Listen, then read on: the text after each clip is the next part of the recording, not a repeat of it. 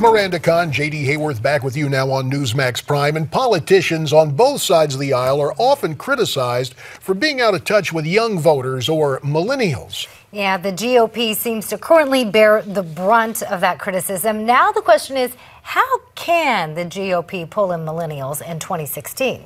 Joining us now from Newsmax Washington, the co-founder of Echelon Insights, Kristen Soltis Anderson. She is also the author of the new book, The Selfie Vote, where millennials are leading America and how Republicans can keep up. Kristen, we appreciate your time here on Newsmax Prime. And I guess you look back, the story was with Obama, generationally, at least in terms of the younger folks, he left the Republicans in the dust. Is that true? Absolutely, and not just once. He did it both when he was originally elected in 2008 and again when he was elected in 2012. And a lot of folks think that this is normal, that younger voters always break very heavily for the Democrats. But it's just not true. Obama really remade the electorate. Back in 2000, younger voters and their grandparents basically voted about the same. They were split pretty evenly between George W. Bush and Al Gore. But by the time you got to Obama's election, he had won young voters by huge margins. And it creates a really big problem for Republicans moving forward if they lose this generation. So the obvious question now is, what do Republicans need to do to win over millennials? So first, I think showing up is at least half the battle. I think Republicans haven't paid a lot of attention to the youth vote at all. And so there have been things where President Obama has done interviews on MTV, or Democrats become very savvy in their use of social media, and oftentimes Republicans aren't even there with a message to begin with. But Republicans can't just show up in these platforms with an old message and expect to win over young voters. They also need to show how conservative principles can be applied to deal with modern problems. It's both the marketing and the product. So I think what Republicans should do is position themselves as the party of what's new, challenging the status quo, breaking down these sort of big institutions that haven't been working for this generation, and showing why the market and limited government can actually lead to better things for millennials. All right, Kristen, let's ask, what is the #1 hot topic issue confronting millennials? So it's all about the economy, but of course within that there are so many different sub-issues. A lot of it has to do, in fact, with student debt and the fact that many young people aren't able to get the kinds of jobs that they want.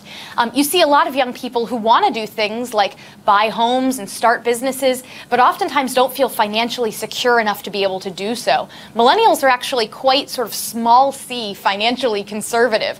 They're pretty risk averse. And this has a lot of negative consequences for our economy, and it means that young people can't pursue the opportunities that they want to. So I think Republicans need to make sure that that's a centerpiece of what they talk about. Kristen, real quickly, we only have about 10 seconds, but of all the Republicans that are running for president in 2016, who right now would you say is doing the best job at winning over millennials? I think it's a tie between Jeb Bush and Marco Rubio, because I think both of them understand the diversity of the generation and have been pretty savvy on social media thus far.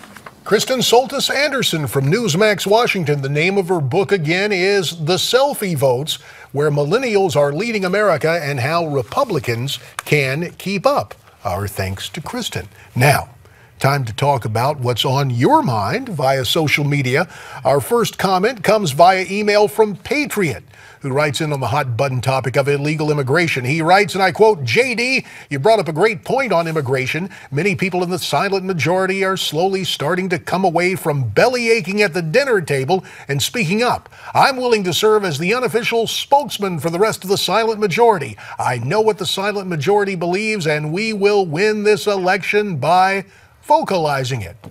We might say those words are written and perhaps spoken like a true patriot. Our next email comes from Cindy, who writes about Donald Trump. She says, yes, I would vote for Donald Trump. He is honest and speaks what is on his mind. Restore America. Thank you for your comment and for writing to us. And we'd love to hear from you. If you've been a bit reticent, here's the way you can get a hold of us: via email. There's also Facebook and Twitter, which is so popular with Michael Reagan and Donald Trump, and our website.